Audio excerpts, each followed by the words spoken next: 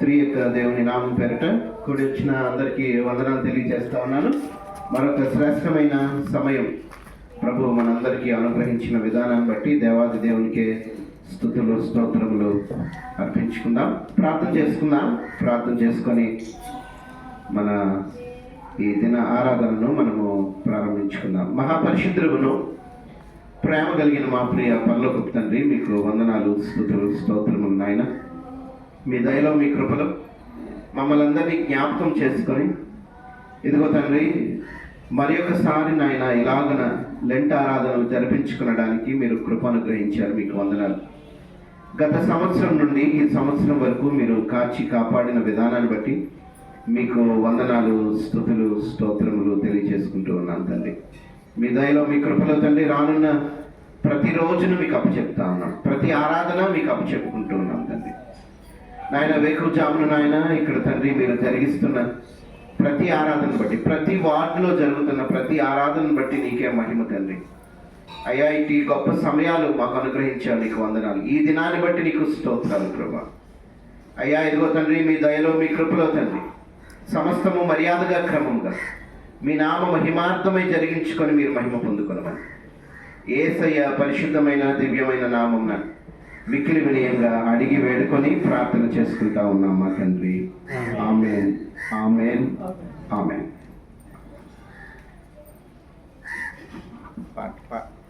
పాడేసినట్టేనమ్మా ఈ పాట.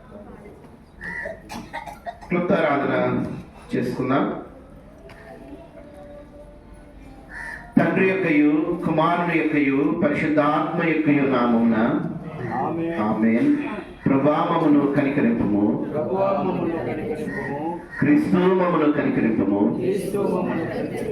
ప్రభావమును కనికరింపము. అపోస్తలుల విశ్వాస ప్రమాణాన్ని మన విశ్వాసంగా దేవుని ఎదుటొట్టుకుందాం. భూమి ఆకాశములను సృజించిన సర్వశక్తి గల తండ్రి అయిన దేవుని నేను నమ్ముచున్నాను. ఆయన ఏక కుమారుడును మన ప్రభు అయిన యేసు క్రీస్తును నమ్ముచున్నాను.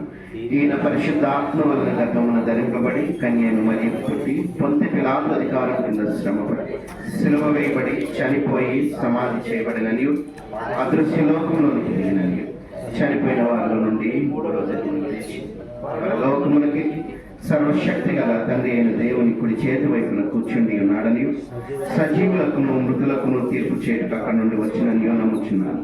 పరిశుద్ధ ఆత్మను నమ్ముచున్నాను.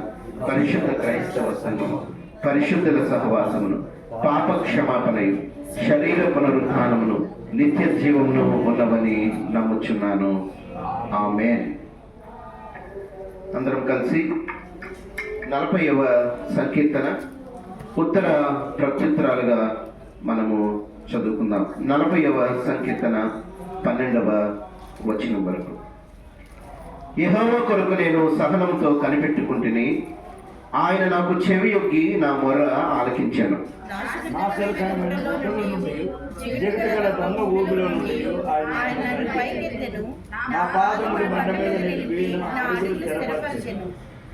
తనకు స్తోత్ర రూపమగు కొత్త గీతమును మన దేవుడు నా నోట ఉంచెను. అనేకులు దాన్ని చూచి భయభక్తులు కలిగి యెహోవా యందు నమ్మిక ఉంచెదరు.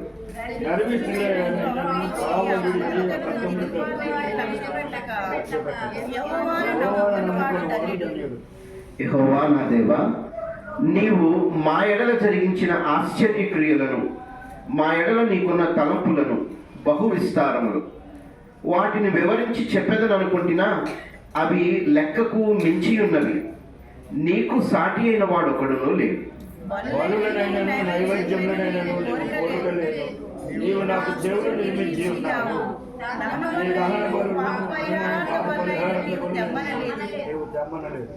అప్పుడు పుస్తకపు చుట్టలో నన్ను గూర్చి వ్రాయబడిన ప్రకారము నేను వచ్చి ఉన్నాను.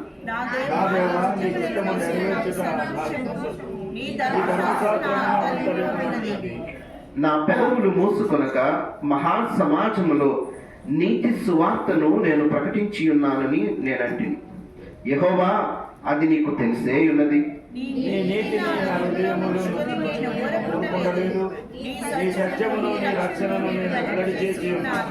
నీ కృప నుండి సత్యమును మహాసమాజములకు మరుగు చేయలేదు. యెహోవా, నీవు నీ వాత్సల్యమును నాకు దూరము చేయవు. నీ కృపా సత్యములు ఎన్నడూనూ నన్ను కాపాడునుగాక. లెక్కలేని అపాయములు నన్ను చుట్టుకొని ఉన్నవి. నా దోషములు నన్ను తరిమి పట్టుకొనగా నేను తల ఎత్తి చూడలేకపోతుంది. లెక్కకు అవి నా తల వెంట్రుకలను మించి ఉన్నవి. నా హృదయం అధైర్యపడి ఉన్నది.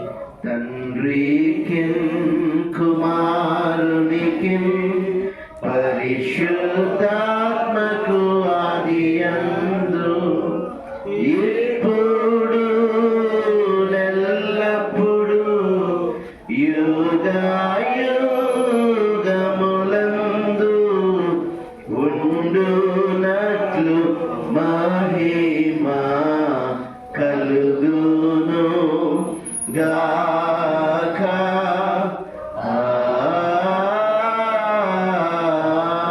ఆమేన్. నేటి దినం కొరకు ఏర్పాటు చేయబడిన పరిశుద్ధ లేఖన భాగాలు చదువుగా విందాం. అపోస్తలుడైన పౌలు గారు రోమీయులకు రాసిన పత్రిక 8వ అధ్యాయము 1వ వచనం నుండి 11వ వచనం వరకు జార్జ్ గారు చదివినిపిస్తారు. రోమీయులకు రాసిన పత్రిక 8వ అధ్యాయం 1వ వచనం నుండి 11వ వచనం వరకు.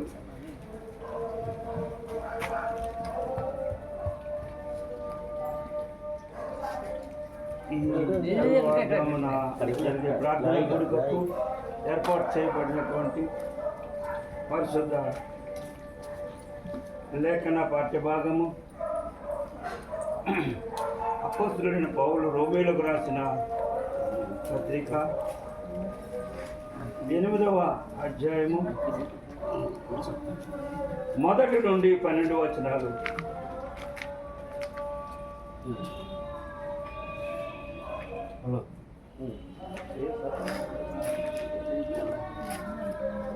మొదటి వచన ప్రారంభం. కాబట్టి ఇప్పుడు క్రీస్తు యేసునందున్న వారికి ఏ శిక్షా విధియు లేదు.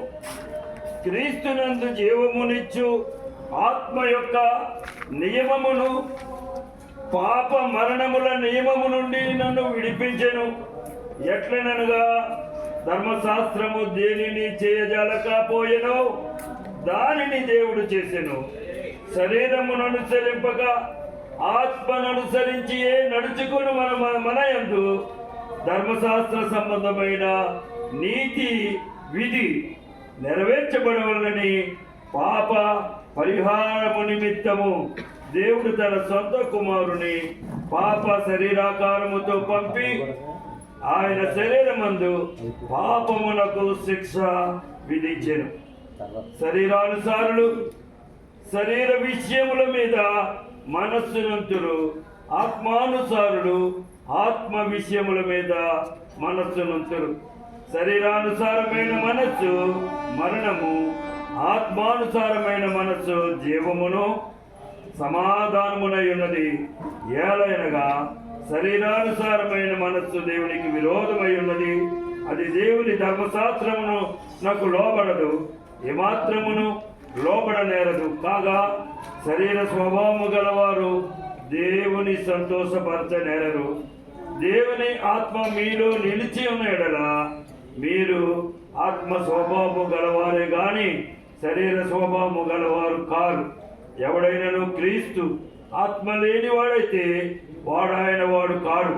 క్రీస్తు మీలోనున్న ఎడల మీ శరీరము పాప విషయమై మృతమైనది గాని మీ ఆత్మ నీతి విషయమై జీవము కలిగి ఉన్నది. మృతులలో నుండి యేసును లేపిన వాని ఆత్మ మీలో నివసించిన ఎడల మృతులలో నుండి క్రీస్తు యేసును లేపిన వాడు చావునకు లోనైన మీ శరీరములను కూడా మీలో నివసించుచూ ఉన్న తన ఆత్మ ద్వారా జీవింపచేయును. కాబట్టి సహోదరులారా, శరీరానుసారముగా ప్రవర్తించుటకు మనము శరీరమునకు రుణస్థులము కాము. ఆ 12 వరకు 11 ఈ వాక్యం ఎంత పర్యంతం? ఆంధ్ర క్రైస్తవ కీర్తన పుస్తకంలో నుండి 212వ పాట, మహాత్ముడైన నా ప్రభు. ఈ పాట పాడుకొని 212వ పాట, మహాత్ముడైన నా ప్రభు. ఈ పాట పాడుకున్న తరువాత దేవుని యొక్క వాక్య ధ్యానానికి మనము కొనసాగుతాం. ఆంధ్ర క్రైస్తవ కీర్తన పుస్తకంలో నుండి 212వ పాట. మహాత్ముడైన నా ప్రభు విచిత్ర సిల్వ చూడనా, ఆస్తి నష్టంబుగా నుంచి గర్వం బనంగా ద్రోక్కుదు నీ సిల్వగాక ఓ దేవా, దేని ప్రేమింపనీయకు నన్నాహరించు సర్వము నీ సిల్వకై త్యజింతును. శ్రీరంబు పాదహస్తముల్ సూచించు దుఃఖ ప్రేమలు మరెన్నడైన కూడెనా విషాద ప్రేమలీగతిన్ ముండ్లందుర్మార్గులలీన కిరీటమేసుకుండినం ఈ భూ కిరీటములన్నీ దానందుగంగ చాలునే. లోకంబునే నర్పించిన నయోగ్యమైన ఈవియో వింతైన యేసు ప్రేమకై నాయావజ్జీవమేతును.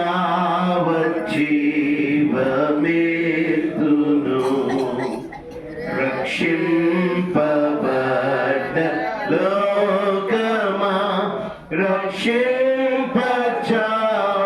పొందిన రక్షకుడేసు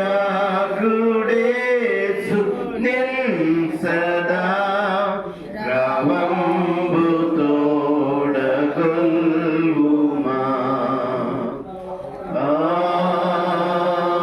ఆమేన్. మన తండ్రి అయిన దేవుని నుండి ప్రభు అయిన యేసు క్రీస్తు నుండి కృపా సమాధానములు మీకు కలుగును గాక. ఆమేన్. ఆమేన్. ప్రార్థన చేసుకుందాం. ప్రార్థన చేసుకుని దేవుని యొక్క వాక్య ధ్యానానికి మన హృదయాలు మనము సిద్ధపరచుకుందాం. మహాపరిశుద్ధుడును ప్రేమ కలిగిన మా ప్రియ పరలోకపు తండ్రి, మీకు స్తుతి వందనాలు స్తోత్రాలు తెలియచేసుకుంటూ మీ పాద సన్నిధికి వస్తా ఉన్నాను నాయన. ప్రభువా, మీ వాక్యమును ధ్యానించడానికి, అయ్యా మంచి నిర్ణయాలు తీసుకునడానికి, మమ్మల్ని మేము బలపరుచుకునడానికి సహాయము చేస్తున్న దేవుడు నీకు వందనాలు స్తుతులు నాయన. ఈ ప్రత్యేకమైన ఉపవాస దినాలు నాయన మాకందరికీ అనుగ్రహించిన విధానాన్ని బట్టి నీకు వందనాలు స్తుతులు స్తోత్రములు నాయన. అయ్యా, ఈ వాక్యమును బట్టి నీకు వందనాలు. వాక్యము మీరు నాయన మీదై ఉన్నది. సంపూర్ణమైన మహిమ మీకు అర్పించుకుంటూ ఉన్నాం తండ్రి. మీ కృపలో మమ్మల్ని అందరినీ జ్ఞాపకం చేసుకొని బలపరిచి స్థిరపరిచి ముందుకు నడిపించమని, నీ వాక్యము ద్వారా మమ్మల్ని ఇదిగో తండ్రి, ఇదిగో గొడవ బలపరిచి మీరే మహిమ పొందుకోనమని యేసయ్య పరిశుద్ధమైన నామమున మిక్కిలి వినయంగా అడిగి వేడుకొని ప్రార్థన చేసుకుంటా ఉన్నాం మా తండ్రి. ఆమేన్. ఆమేన్. ఆమేన్. ప్రియమైన దేవుని సంగమా, మరి కుమారు ప్రభు మనందరికి ఇచ్చిన శ్రేష్టమైన భాగ్యాన్ని బట్టి దేవాది దేవునికి మహిమ కలుగును గాక. ఆమేన్. ఆమేన్. ఆమేన్. ఈ దినాన మనం చదువుకున్న వాక్య భాగము రోమిలకు రాసిన పత్రిక 8వ అధ్యాయంలో 1 నుండి 11 వచనాలు మనం చదువుకున్నాం. ఈ మాటలు మనము ధ్యానము చేసుకునడానికి పూర్వము మనమందరము ఇలాగున ఈ వేకువజామున ఉదయకాల సమయమున దేవుని యొక్క వాక్యాన్ని ధ్యానం చేసుకునడానికి, వినడానికి, ఆరాధించడానికి దేవునిని మనందరికీ ప్రభువు అనుగ్రహించిన మరొక సంవత్సరాన్ని బట్టి మనం ఎంతైనా దేవునికి రుణస్థులం. గతించిన వారు మనకంటే శ్రేష్ఠులు, వారికంటే మనమేం గొప్పవారము కాదు, కానీ దేవుని యొక్క ఉచితమైన కృపలో మనలందరినీ ప్రభు జ్ఞాపకం చేసుకున్నారని మనము తలంచి, నమ్మి, విశ్వసించి దేవాది దేవునికి స్తోత్రములు చెల్లించారు. మన బ్రతుకులు దేవుని కృప మీద ఆధారపడి ఉన్నాయని మనము మరొకసారి రూఢిపరుచుకోవాలి. మన బ్రతుకులు మన గొప్పతనం మీద కానీ, మన బలం మీద కానీ, మన జ్ఞానం మీద కానీ, మనకున్న ఏ సంపద మీద కానీ ఆధారపడి లేవు, కానీ కేవలము దేవుని కృప మీద ఆధారపడి మనం బ్రతుకుతా ఉన్నామని, చలిస్తా ఉన్నామని, జీవిస్తా ఉన్నామని రూఢిపరచుకోవాలి. మన రక్షణ జీవితం, మన పాపముల నుండి మనం విడుదల పొంది పరిశుద్ధులుగా మార్చబడిన స్థితి, ఇది కూడా దేవుని కృపే. మనం అతిశయించడానికి ఏమీ లేదు. దేవాది దేవుడు తానే మన పాపముల నిమిత్తము శిలువ మీద త్యాగము చేయడాన్ని బట్టి మనకి రక్షణ భాగ్యము కలిగింది, పరలోక భాగ్యం కలిగింది. తండ్రి అని మనము సర్వ సృష్టికర్తను పిలుచుకునే ధన్యత దొరికింది తప్ప మనుష్య జీవితాలకు పరిశుద్ధుడైన దేవుని తట్టు చూసి తండ్రి అని పిలిచే ఆ భాగ్యము లేనే లేదు. ఎప్పుడైతే యేసు ప్రభువు తన త్యాగాన్ని బట్టి, తన శిలువ త్యాగాన్ని బట్టి, ఆయన అనుభవించిన ఘోరమైన శ్రమలను బట్టి, చిందించిన పవిత్రమైన రక్తాన్ని బట్టి మనము ఈ దినాన అబ్బా తండ్రి అని మనము దేవునితో సంభాషించుకోగలుగుతున్నాం, ప్రార్థన చేసుకోగలుగుతున్నాం. యోహాను సువార్తలో మొట్టమొదటి నుండి ఈ చివరి అధ్యాయం వరకు మనం చదువుతా ఉన్నప్పుడు యోహాను సువార్త అంతటిలో చివరి వరకు కూడా యేసు ప్రభు ఏమన్నారంటే నా తండ్రి, నా తండ్రి, నా తండ్రి, నా తండ్రి అంటారు. చివరి అధ్యాయంలోకి వచ్చేసరికి, ఆ చివరి భాగాలకు వచ్చేసరికి, ఆయన మరణాన్ని జయించిన తర్వాత యేసు ప్రభు అన్న మాట ఏంటంటే నా తండ్రియు మీ తండ్రియు అన్నారు. ఏమన్నారు? నా తండ్రియు మీ తండ్రియు. అంటే దేవునిని మనము తండ్రి అని పిలవడానికి కారణం ఎవరు? ఆయన ప్రియ కుమారుడు, మన రక్షకుడైన యేసు ప్రభు. ఆయన శిలువ మీద త్యాగం చేయకపోతే మనము పరమ తండ్రిని తండ్రి అని పిలుచుకునే ధన్యత మన ఎవరికి లేదు. అంటే ఏంటి? ప్రార్థించుకునే అవకాశం లేదు మనకి. తండ్రితో నేరుగా సంభాషించుకునే అవకాశం లేదు మనకి. ఈ త్యాగాన్ని మనము ఈ లెంట్ సీజన్ లో ప్రత్యేకంగా మనము జ్ఞాపకం చేసుకుంటూ ఉన్నాం. యేసు ప్రభు ఆయన శిలువ యొక్క ఆ ప్రయాణం ఎంత కఠినమైందో మనందరికీ తెలుసు. ఆయన ఈ శ్రమలన్నిటినీ లెక్క చేయలేదు. హెబ్రీయులకు రాస్తూ పౌలు ఏమంటాడంటే ఆయన తన ఎదుట ఉంచబడిన ఆనందము కొరకై శిలువను సహించాడట. యేసు ప్రభు యొక్క ఆనందం ఏంటో తెలుసా? యేసు ప్రభు యొక్క సంతోషం ఏంటి అంటే, ఆయన పడుతున్న శ్రమల్లో కూడా ఆయనకు ఆనందం ఏంటి అంటే, సంతోషం ఏంటి అంటే, ఆయన శ్రమ పడితే, ఆయన శిలువ మీద పాపాన్ని భరిస్తే మనందరము కూడా పాపము నుండి విముక్తులమవుతాము. మనం అందరము కూడా పరిశుద్ధులుగా మార్చబడగలిగిన స్థితిలోనికి ఆయన తీసుకురాగలుగుతారు. ఆ అధికారం అప్పుడు ఆయనకు వస్తుంది. ప్రియమైన దేవుని సంగమ, రోమీయులకు రాస్తూ పౌలు ఏమంటా ఉన్నాడంటే చూడండి, 8వ అధ్యాయంలో 1వ వచనాన్ని నేను చదువుతా ఉన్నాను. కాబట్టి ఇప్పుడు క్రీస్తు యేసునందున్న వారికి ఏ శిక్షా విధియు లేదు. ఏమి లేదంట?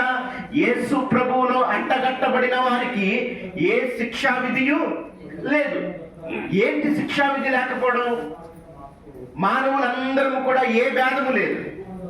ఏ భేదము లేదు, అందరూ పాపము చేసి దేవుడు అనుగ్రహించిన మహిమను పొందలేకపోతున్నారు. మనుష్యులు సహజముగా అందరూ కూడా పాపము చేసంట దేవుడు అనుగ్రహిస్తున్న మహిమను పొందలేకపోతున్నా. మనుష్యులుగా అది చేయలేని పరిస్థితిలో యేసు ప్రభువు దానిని నెరవేర్చాడు. దేవునిని మనము చూడగలిగిన భాగ్యము, ఆ మహిమలోనికి మనం ప్రవేశించగలిగిన భాగ్యము యేసు క్రీస్తు ద్వారా కలిగిందని రోమీయులకు రాసిన పత్రికలో 8వ అధ్యాయంలో అపోస్తలుడైన పౌలు పరిశుద్ధాత్మ ద్వారా తెలియజేస్తా ఉన్నాడు. లేవీకాండంలో మొట్టమొదటి అధ్యాయాన్ని మనం చూస్తే, లేవీకాండం మొట్టమొదటి అధ్యాయము దహన బలి గురించి మాట్లాడుతూ ఉంది. లేవీకాండము 2వ అధ్యాయాన్ని చూస్తే అక్కడ నైవేద్యం గురించి మాట్లాడుతూ ఉంది. మొట్టమొదటి అధ్యాయము దహన బలి. దహన బలి అర్పించే విషయం మనం చూస్తే సంపూర్తిగా ఏ అర్పణ తెచ్చినా అది సంపూర్తిగా దహనమైపోతుంది, కాలిపోతుంది. దాంట్లో ఏ భాగము ఎవరికీ చెందదు కదండి. మీకు ఇవ్వబడిన ఆ ప్లానర్లో మీకు ఏ రోజు చదవలసిన, గత సంవత్సరంలో ఎలాగ నిర్గమకాండం అయితే చేసుకున్నామో ఈ సంవత్సరం లేవీకాండం చేస్తా ఉన్నాం. కాబట్టి మీరు ప్రార్థనకు రావడానికి ముందు రోజే ఈ లేఖన భాగాలు మనం ఎప్పటిలాగా చదువుకొని రావాలి. లేవీకాండం దహన బలి. ఈ దహన బలి సంపూర్తిగా దేవునికి సంబంధించింది. ఏమాత్రము ఏ మనిషికి లేవిడికి కూడా ఎక్కడ భాగం లేదు. నైవేద్యం 2వ అధ్యాయం చూస్తాం. నైవేద్యం, ఈ నైవేద్యము కొంత భాగము దేవునికి దహన బలిగా అర్పించిన తర్వాత మిగిలిన భాగము లేవీయులకు చెందుతుంది. చూడండి, మొట్టమొదట దహన బలి అన్నది మన జీవితం అనుకోండి. దహన బలి సాదృశ్యం ఏంటి? సంపూర్ణత. దానికి ఇంకా ఎవరికి చెందింది కాదు.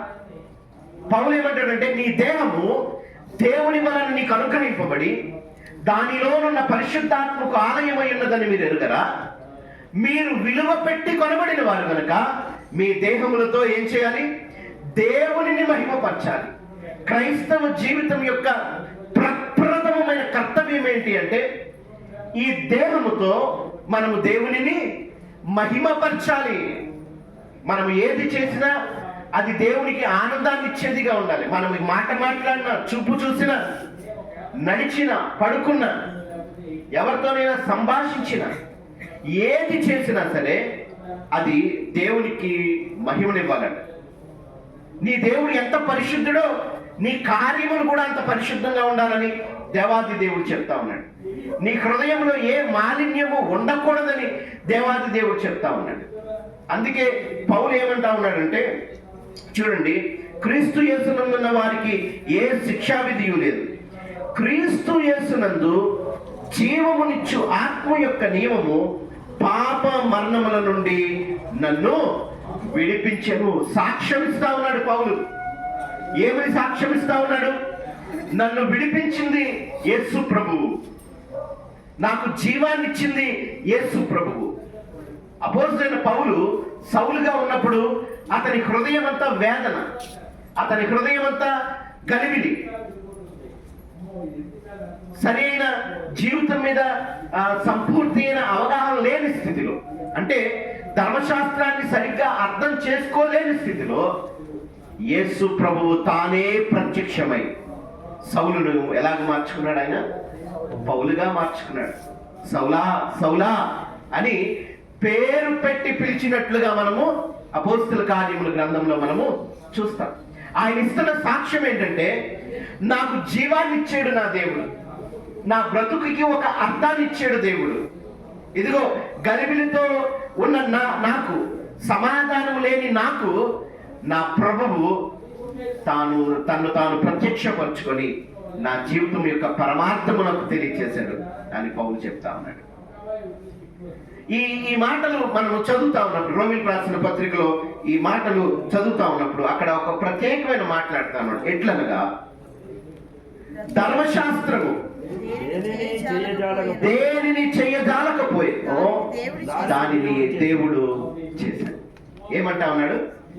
ధర్మశాస్త్రం తెలియని వాడు కాదు పౌలు. సౌలుగా ఉన్నప్పుడు అతడు గమలీయేలు పాదాల దగ్గర నేర్చుకున్నాడు ధర్మశాస్త్రాన్ని. నిష్ట కలిగిన వాడు. ధర్మశాస్త్రంలో మెస్సయ్య గురించి రాయబడింది. ఆ మెస్సయ్య కోసం ఎదురు చూస్తున్న వాడిలో అత్యంత ఆసక్తి కలిగిన వాడు సౌలు. కానీ ధర్మశాస్త్రం యొక్క నిజమైన అర్థం, ధర్మశాస్త్రం యొక్క సారము సరిగ్గా అర్థం చేసుకోలేకపోయాడు. మెస్సయ్యని సౌలు ఎలా ఊహించుకున్నాడంటే రారాజుగా ఊహించుకున్నాడు. లోకాన్ని రక్షించేవాడు, పరిపాలించేవాడిగా వస్తాడని ఊహించుకున్నాడు. లోకాన్ని ఏలతాడు, ఆయన పరిపాలనలో మనం అందరం ఉంటాము అని అనుకున్నాడు. కానీ ఎప్పుడైతే యేసు ప్రభు దీనునిగా, దరిద్రునిగా, ఆ పరలోక వాసాన్ని విడిచిపెట్టి, ఆ గొప్పతనాన్ని అంతా విడిచిపెట్టి, నీవలే నావలే మనిషిగా ఎప్పుడైతే ఆయన వచ్చాడో సౌలు దాన్ని సరిగ్గా అర్థం చేసుకోలేకపోయాడు. దేవాది దేవుడేంటి మనుషునిగా రావడం ఏంటి? దేవాది దేవుడేంటి చనిపోవడం ఏంటి? దేవాది దేవుడేంటి దెబ్బలు తినడం ఏంటి? రక్తము కార్చడం ఏంటి? పాపానికి సూచన అయిన శిలువ మీద ఆ మరణం ఏంటి? ఎంతో భయంకరమైన పాపములు చేసిన వారికి ఆ మరణ శిక్ష విధిస్తారు, తెలుసు సౌలుకి. అందుకే యేసు ప్రభు యొక్క త్యాగాన్ని సరిగ్గా అర్థం చేసుకోలేకపోయాడు. కానీ ఎప్పుడైతే ప్రభువు ప్రత్యక్షమై,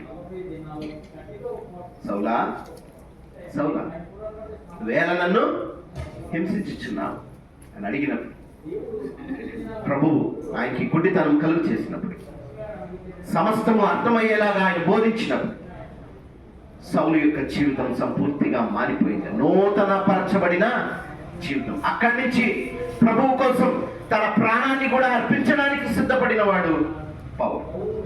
ప్రియమైన దేవుని సంఘం, పౌలుకి ఎన్ని కష్టాలు వచ్చినా, ఎంత వేదన, ఎంత అవమానం కలిగినా, ఆయన చెప్పిన మాట మనం జ్ఞాపకం చేసుకోవాలి, మనకు మాదిరిగా పెట్టుకోవాలి. ఆయన ఏమన్నాడంటే, బ్రతుకుట క్రీస్తే, చావైనా పర్వాలేదు, అది లాభమే, ఎందుకంటే నేను దేవుని దగ్గరికి వెళ్ళిపోతాను.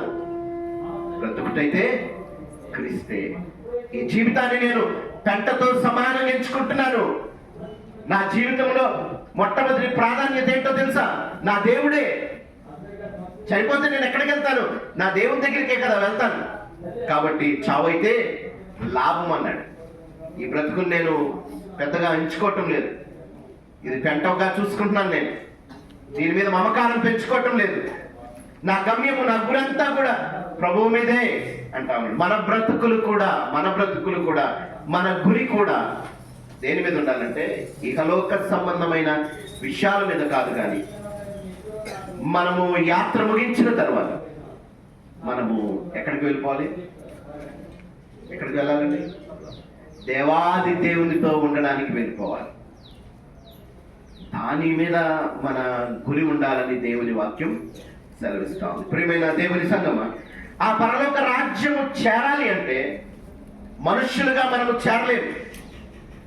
మనుషులుగా మనకు అనేకమైన స్వార్థాలు ఉంటాయి. మనుషులుగా మనము అనేకమైన శోధనలో పడిపోతూ ఉంటాం. మనుషులుగా మనము అనేకమైన మన స్వయంకృతాపరాధాలు మనకు ఉంటాయి. మనం తీసుకున్న తప్పుడు నిర్ణయాల వల్ల మనము ఎన్నో ఇబ్బందులకు గురవుతూ ఉంటాం. కానీ దేవాది దేవుడు ఏమంటా ఉన్నాడంటే, మీరు మీ జీవితంలో పరలోక రాజ్యం చేరాలి అంటే మీ సొంత తెలివితేటలు, మీ సొంత ఆలోచనలు కాదు, ఆత్మానుసారంగా నడవాలి. ఎలాగా? ఆత్మానుసారముగా, మీ ఇష్టం వచ్చినట్లు కాదు, ఆత్మానుసారంగా మీరు నడిస్తేనే మీరు పరలోక రాజ్యము చేరతారు. ఇంకా గొప్ప విషయం పౌలు రాసిన మాటల్లో 8వ అధ్యాయంలో 9వ వచనంలో ఏం చదువుతామంటే, దేవుని ఆత్మ మీలో నివసించి ఉన్న యెడల మీరు ఆత్మ స్వభావము గలవారే గాని శరీర స్వభావము గలవారు కాదు. ఎవడైనను క్రీస్తు ఆత్మ లేనివాడైతే వాడు ఆయన వాడు కాదు. మరలా చెప్తా ఉన్నాను నేను, ఎవడైనను క్రీస్తు ఆత్మ లేనివాడైతే వాడు ఆయన వాడు కాదు. నేను క్రైస్తవుణ్ణి, క్రీస్తు బిడ్డని అని మనం చెప్పుకోవాలి అంటే మనము జీవితంలో తీసుకుంటున్న ప్రతి నిర్ణయము వాక్యానుసారమైనదై ఉండాలి. అర్థమవుతుంది కదండి? మనము క్రైస్తవులమని చెప్పుకుంటా ఉంటే మనము తీసుకునే ప్రతి నిర్ణయం కూడా వాక్యానుసారమైనదై ఉండాలి. ఎవడైనాను క్రీస్తు ఆత్మ లేనివాడైతే ఆయన వాడు కాదు. నేను చాలా కాలం నుంచి నేను క్రైస్తవుణ్ణి అంటే కాదు. పరలోక రాజ్యపు రిజిస్టర్లో మన పేరు ఉండాలంటే నీ హృదయంలో యేసు ప్రభు రారాజుగా ఉండి పరిపాలిస్తూ ఉండాలి. రారాజు యొక్క పరిపాలన ఎలా ఉంటది? ఆయన ఏం చెప్తే అదే జరుగుతుంది కదండి. రాజుల పరిపాలన ఎలా ఉంటది? ఆయన ఏం చెప్తే అదే జరుగుతుంది, ఏ పరిస్థితుల్లోనైనా. అలాగా నీ హృదయంలో యేసు ప్రభు రారాజుగా ప్రతిష్ఠింపబడితే, నువ్వు ఆహ్వానించుకుంటే, నువ్వు ఆయనకు అధికారం ఇస్తే, దేవాది దేవుడు నిన్ను పరిపాలిస్తాడు. నీ ప్రవర్తన అంతటి యందు ఆయన అధికారములకు ఒప్పుకొనుము అని ఉంటుంది. సామెతల గ్రంథం 3వ అధ్యాయము 6వ వచనం. నీ ప్రవర్తన అంతటి యందు ఆయన అధికారములకు ఒప్పుకొనుము, అప్పుడు ఆయన నీ త్రోవలను సరళము చేయును. నువ్వు ఆహ్వానించాలి దేవుణ్ణి. ఈ రాబోయే రోజుల్లో మనము ఈ ధ్యానాలు చేసుకుంటూ ఉండగా ముందుగా మనము దేవునికి ఒక అధికారం ఇవ్వాలి. ప్రభువా, ఇదిగో నాయన, నా హృదయంలో నువ్వు రారాజుగా ఉండి నన్ను పరిపాలించు. నీ వాక్యాన్ని మేము ధ్యానం చేస్తా ఉన్నప్పుడు అది మాకు అర్థమయ్యేలాగా నీ పరిశుద్ధాత్మ ద్వారా బోధించు.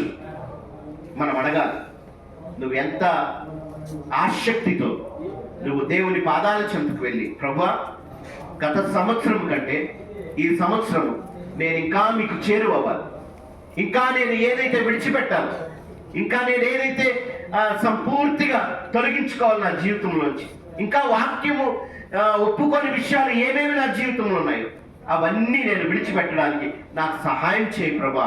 నేను నీకు లొంగడానికి నేను ఇష్టపడతా ఉన్నానని చెప్పాలి. మీ పరిపాలనకు నేను ఒప్పుకుంటా ఉన్నాను సంతోషంగా అని చెప్పాలి దేవునితో.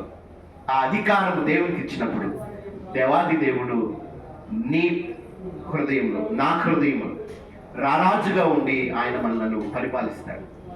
మన జీవితాలలో, విశ్వాస జీవితాలలో ఎన్నో శ్రమలు, ఎన్నో వేదనలు, ఎన్నో కష్టాలు ఎదురవుతాయి. మానవ జీవితంలో ఇవన్నీ సహజమే.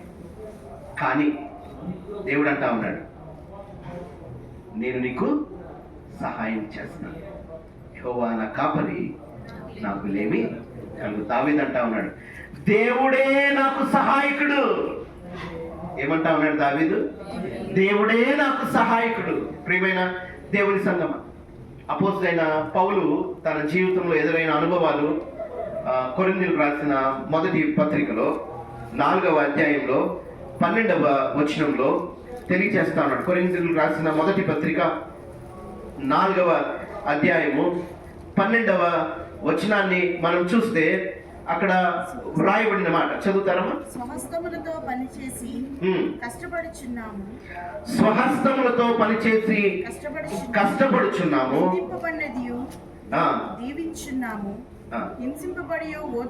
నిందింపబడి దీవించుచున్నాము, హింసింపబడి ఓర్చుకొనుచున్నాము, దూషింపబడి బతిమాలుకొనుచున్నాము, లోకములకు మురికిగాను అందరికీ పెట్టగాను ఎప్పటి వరకు ఎంచబడి ఉన్నాము. చూడండి, సువార్త ప్రకటిస్తున్న పౌలు ఏమని చెప్తా ఉన్నారంటే, శ్రేష్టమైన విషయంలో పాలు ఉన్న పౌలు గారు ఏమంటా ఉన్నారంటే, ఇదిగో మేము నింద పాలవుతా ఉన్నాం, మేము శ్రమల పాలవుతా ఉన్నాం, మేము అవమానాలకు గురవుతా ఉన్నాం, కానీ వీటన్నిటిని దాటుకొని పౌలకు ఉన్నతమైన మాట మాట్లాడుతా ఉన్నాడు. బ్రతుకుట క్రీస్తే, చావైతే లాభం. ఏంటి నాకు ఈ బ్రతుకు? నేను సువార్త పరిచయం చేస్తూ ఉంటే, ఉన్నతమైన కార్యాలు చేస్తూ ఉంటే నాకు అవమానాలు ఏంటి? లోకము నిన్ను ఖచ్చితంగా నిందిస్తుంది. లోకము ఒక దారిలో వెళ్తే మనము వేరొక దారిలో వెళ్తాము. దేవుని వాక్యం అంటుంది, మీరు వేరుపరచబడిన వారు. రోమీయులకు రాసిన పత్రిక 12వ అధ్యాయంలో 1-2 వచనాలు మనం చదివినప్పుడు అక్కడ చూడండి, మన బ్రతుకులు ఎలాగన మనము నూతన పరుచుకోగలమో అక్కడ రాయబడుతుంది 12వ అధ్యాయము. కాబట్టి సహోదరులారా పరిశుద్ధమును దేవునికి అనుకూలమైన చూడండి, పరిశుద్ధమును దేవునికి అనుకూలమైన సజీవ యాగముగా మీ శరీరములను ఆయనకు సమర్పించుకొనుడి. ఎలాగ సమర్పించుకోవాలంట? సగం కాదు. నా జీవితంలో సగం పరిపాలన దేవుడు, సగం పరిపాలన నేను అనుకోకూడదట. మన జీవితాల్లో సగం పరిపాలన దేవుడు, సగం పరిపాలన నేను. సగం నిర్ణయాలు వాక్యానివి, సగం నిర్ణయాలు నావి అనుకోకూడదట. సంపూర్ణత దేవుడు కోరుకుంటా ఉన్నాడు. అందుకే అక్కడ రాయబడిన పదం ఏంటి అంటే సజీవ యాగము. దహన బలి ఎటువంటిది? దహన బలి సంపూర్తిగా దేవునిదే, ఇంకా ఎవరిది కాదది. అందుకే అక్కడ సజీవ యాగము. ప్రియమైన దేవుని సంగమా, సంపూర్తిగా మన జీవితాన్ని దేవుని చేతుల్లో పెట్టమని పౌలు హెచ్చరిక చేస్తా ఉన్నాడు. 12వ అధ్యాయంలోనే 2వ వచనాన్ని చూస్తే అక్కడ మీరు ఈ లోక మర్యాదను అనుసరింపక, చూడండి, ఉత్తమమును అనుకూలమును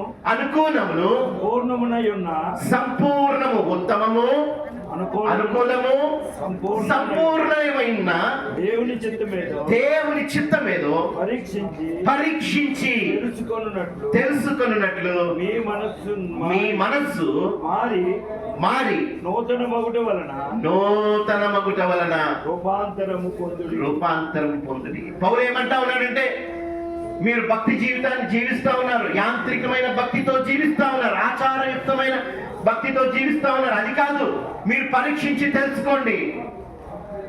అది మీకు అనుకూలమైనది, అది మీకు మేలు చేసేది, అది మీకు సమాధానకరంగా ఉంటది. మీరు రూపాంతరము చెందాలంటా ఉన్నాడు. ఏ విధమైన రూపాంతరము? దేవునికి అప్పచెప్పే గుణము మనలో ఉండాలి. ప్రభా, సమస్తము నీకు అప్పచెప్తా ఉన్నానయ్యా. ప్రభా, ఇదిగో తండ్రి, సర్వస్వము నువ్వే జరిగించిన ఆయన, నువ్వే పరిపాలించిన ఆయన, ఇలాగ చెప్పగలగాలి మన దేవుడు. ప్రియమైన దేవుని సంగమ 40వ సంకీర్తనలో 1వ వచనము 2వ వచనం మనం చూస్తే అక్కడ వ్రాయబడిన మాటలు జాగ్రత్తగా గమనించండి. 40వ సంకీర్తన 1వ వచనం, యెహోవా కొరకు నేను సహనముతో కనిపెట్టుకుంటుని, ఆయన నాకు చెవి యొగ్గి నా మొర ఆలకించెను. ఏమంటా ఉన్నాడు మహారాజు గారు? ఎవరు రాశారు కీర్తన? పైన చదవండి. దావీదు కీర్తన. మహారాజు ఆయన ఏమంటా ఉన్నాడంటే, నా బలం మీద, నా సైన్యం మీద నేను ఆధారపడ్డాను, నా ఆస్తి మీద నేను ఆధారపడ్డాను అంటాం లేదు. యెహోవా కొరకు నేను సహనముతో కనిపెట్టుకుంటుని. తొందరపడిపోవటం లేదు. నా దేవుడు ఏం మాట్లాడుతూ ఉన్నాడో, నా దేవుడు ఏం చెప్పబోతా ఉన్నాడో, నేను ఏం చెయ్యాలని దేవుడు ఆజ్ఞ ఇస్తా ఉన్నాడో సహనముతో కనిపెడతా ఉన్నాను అంటున్నాడు. కనిపెట్టుట క్రైస్తవ జీవితంలో చాలా ప్రాధాన్యత. తొందరపడకూడదు, కనిపెట్టాలి. దేవుని చిత్తమేదో మనం కనిపెట్టడానికి ప్రయత్నం చేయాలి, అలవాటు చేసుకోవాలి. తొందరపాటు నిర్ణయాలు మంచిది కాదు. దేవాది దేవుడు ఇదిగో దావీదుని నడిపించిన దేవుడు నిన్ను నన్ను కూడా నడిపిస్తాడు. ఎందుకు దావీదుని నడిపించాడు దేవుడు? ఎందుకు దావీదు హృదయానుసారుడయ్యాడు? ఎందుకు దావీదు చాలా మిక్కిలి ప్రియుడయ్యాడు? కనిపెట్టాడు. అన్ని విషయాల్లో దేవుని కొరకు కనిపెట్టాడు. యుద్ధానికి వెళ్ళాలంటే కనిపెట్టేవాడు. ఏఫోదును తీసుకురమ్మనేవాడు. అడగండి అయ్యా దేవుని, నేను వెళ్ళొచ్చా లేదా కదా. సొంత నిర్ణయాలు తీసుకోలేదు. ఒకే ఒక విషయంలో సొంత నిర్ణయం తీసుకున్నాడు.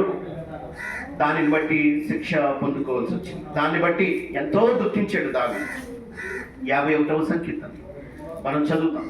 అక్కడ అంటాడు, దేవా, నీకే విరోధముగా నేను పాపము చేస్తున్నాను.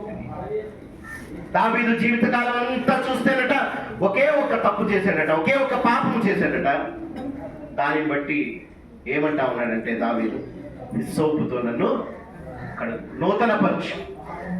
ఈ దినాన మనము అందరము కూడా ఒక మంచి నిర్ణయాన్ని తీసుకోవాలి. ఆ నిర్ణయం ఏంటి అంటే, నా జీవితాన్ని దేవుని పాదాల చెంత సంపూర్తిగా నేను పెడతాను.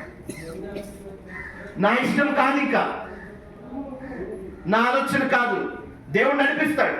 ఆయన మీద సంపూర్తిగా ఆధారపడితే ఖచ్చితంగా దేవుడు నడిపిస్తాడు. ఏమాత్రము విడువడు, ఎడబాయడు. నిన్ను కాపాడువాడు కొనుకడు, నిద్రపోడు. నిన్ను ఎడబాయడు. ప్రభు అన్నారు, ఇశ్రాయేలుతో అనేకమైన సార్లు చెప్పారు, నేను మీతో వస్తానయ్యా, మీరు భయపడవద్దు. ప్రభు ఏమన్నారు? మీతో పాటు వచ్చేవాడిని నేను, మీరు భయపడవద్దు, భయపడవద్దు, భయపడవద్దు. ప్రియమైన దేవుని సంఘం, ఈ ప్రత్యేకమైన ఉపవాస దినాలలో మనమందరం ఆలోచన చేసుకున్నాం. సంపూర్తిగా మన జీవితాన్ని మనము దేవుని చెంత పెడతా ఉన్నామా లేదా? లేవికాండంలో 2వ అధ్యాయంలో మనం చూస్తాము, నైవేద్యము అర్పించేటప్పుడు కొంత భాగము దేవునికి చెందవలసిన భాగము దేవునికి అర్పించిన తర్వాత మిగిలిన భాగము ఎవరికి చెందుతుంది? లేవీయులకి చెందుతా ఉంది. జాగ్రత్తగా గమనించండి. మన జీవితం సంపూర్తిగా దేవునికి అర్పించాలి. రెండవది, మన పొరుగు వారితో మనం ఎలాగ వ్యవహరిస్తా ఉన్నామో బహు జాగ్రత్తగా మనల్ని మనం పరీక్షించుకోవాలి. మత్తయి సువార్తలో 22వ అధ్యాయంలో ఒక ధర్మశాస్త్రోపదేశకుడు దేవాది దేవునికి, యేసు ప్రభువుకి ఒక ప్రశ్న సంధిస్తాడు. అదేంటంటే, ధర్మశాస్త్రంలో ఉత్తమమైనది ఏంటయ్యా అంటే ప్రభు చెప్పిన సమాధానం ఏంటంటే, అయ్యా నువ్వు నీ పూర్ణ చదువుతల్లి నీ పూర్ణ హృదయంతోను, నీ పూర్ణాత్మతోను, నీ పూర్ణ మనస్సుతోను నీ దేవుడైన ప్రభువును ప్రేమింపవలనది ఇది ముఖ్యమైనది, మొదటిదైన ఆజ్ఞ. నిన్ను వలె నీ పొరుగువానిని ప్రేమింపవలనన్న రెండవ ఆజ్ఞయు ఎటువంటిది? మొదటి ఆజ్ఞ వంటిదే కదండి. మొట్టమొదటిది నీ దేవుణ్ణి నువ్వు ప్రేమించాలి, పూజించాలి, ఆరాధించాలి. రెండవది నిన్ను వలె నీ పొరుగువానిని. రెండు సమానమైనవి అంటా ఉన్నాడు దేవుడు. అంతే, ఆ పదమైన రాయబడి ఉంది అక్కడ. దాని వంటిదే, సమానమైనదే. అంటే దేవాది దేవుడు ఎంత నీ పొరుగువానితో నువ్వు వ్యవహరించే తీరు ఎంత కరెక్ట్గా ఉండాలని కోరుకుంటా ఉన్నాడో ఒక్కసారి ఆలోచించే. నేను దేవుణ్ణి ఆరాధిస్తానండి, పూజిస్తానండి, గణపరుస్తానండి, కానీ నా పొరుగువాన్ని నేను ప్రేమించనంటే కుదరదు. ధర్మశాస్త్రము ఒప్పుకో. నిన్ను వలె నీ పొరుగువానిని ప్రేమించాలి అంటే అది కూడా దేవునిని ఆరాధించడం అన్న ఆజ్ఞతో సమానమైన అంత ఇంపార్టెన్స్ దేవుడు ఇచ్చాడని మనం అర్థం చేసుకోవాలి. ప్రియమైన దేవుని సంఘం, 40వ సంకీర్తనలో ప్రభువు ఏమని రాయించాడంటే చూడండి, దహన బలులు కానీ నైవేద్యములు కానీ దేవుడు కోరుకోవటం లేదట. ఏం కోరుకుంటున్నాడు దేవుడో తెలుసా? దహన బలులు కానీ నైవేద్యములు కానీ ఆయన కోరుకోవటం లేదట. చూడండి, 1-2 వచనాలు మనము చదువుకున్నాం కదా. ఆ చదువుకున్న చోట 3వ వచనాన్ని చదివితే అక్కడ రాయబడిన మాట, తనకు స్తోత్ర రూపముకు కొత్త గీతమును మన దేవుడు నా నోట ఉంచెను, అనేకులు దాన్ని చూచి భయభక్తులు కలిగి యెహోవా యందు నమ్మిక ఉంచెదరు. ఏమంటా ఉన్నారు కీర్తనగాడు? ఏం రాస్తా ఉన్నాడంటే అక్కడ, నా హృదయంలో దేవుడు ఏం పెట్టాడంట? నూతనమైన గీతము, కొత్త గీతం పెట్టాడట. అంటే నేను బ్రతుకుతున్న బ్రతుకును బట్టి ఏ మేలు జరుగుతా ఉందంటే, అనేకులు దాన్ని చూచి భయభక్తులు కలిగి యెహోవా యందు నమ్మిక ఉంచెదరు. నీ ప్రవర్తనను బట్టి, నువ్వు మాట్లాడే మాటలను బట్టి అనేక మంది దేవుని దగ్గరికి వస్తారట, అనేక మంది మారు మనస్సు పొందుతారట. అంత గొప్ప ధన్యత దేవుడు అనుగ్రహించాడు. అంటే మనం ప్రవర్తించే తీరును బట్టి, అబ్బా ఎన్ని కష్టాలైనా ఎంత సంతోషంగా వీళ్ళున్నారు, ఎంత వేదనైనా ఏం భయపడటం లేదు. ఏంటి వీళ్ళ ధైర్యం అంటే, ఇదిగో అప్పుడు ఎదుటివాడికి కష్టం ఉన్నప్పుడు ఏం చేస్తాడంటే ఇదిగో వారిలాగా నేను ధైర్యంగా ఉండాలి. వారి ధైర్యానికి గల కారణం ఏంటి? యేసు ప్రభు. చూడండి అక్కడ రాయబడిన మాట, అనేకులు దాన్ని చూచి భయభక్తులు కలిగి యెహోవా యందు నమ్మిక ఉంచెదరు. 6వ వచనాన్ని చదువుకుందాం.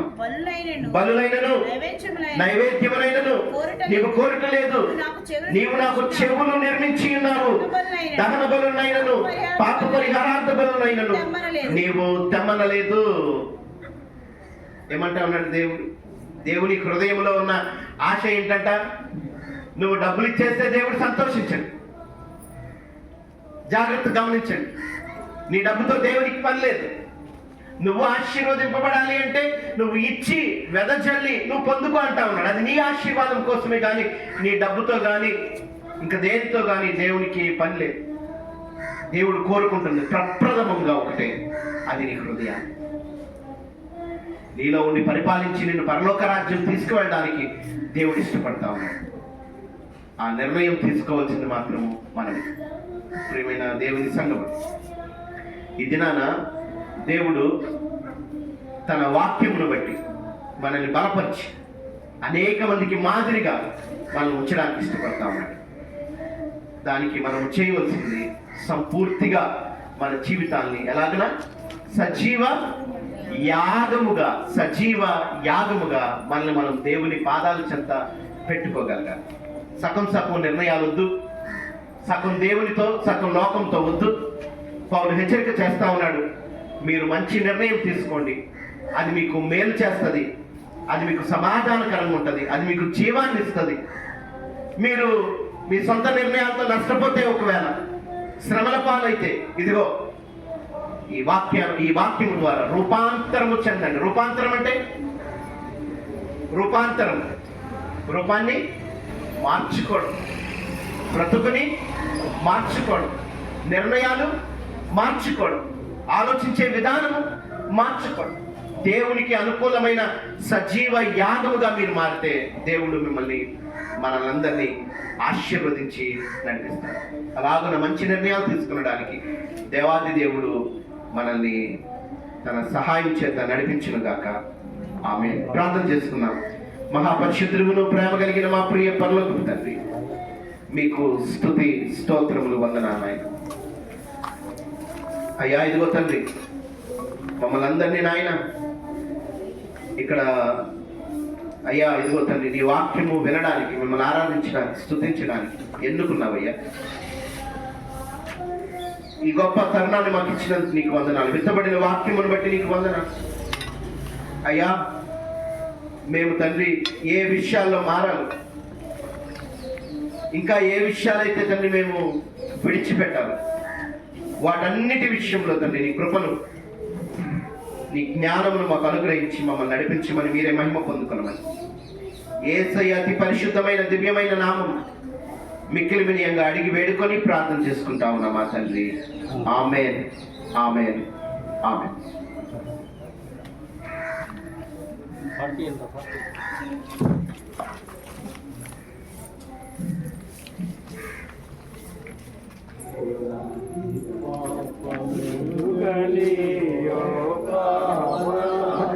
మోటి పాప విమోచకుడా నా పాపముల కొర ఈ వాడునందినావా ముల్లతో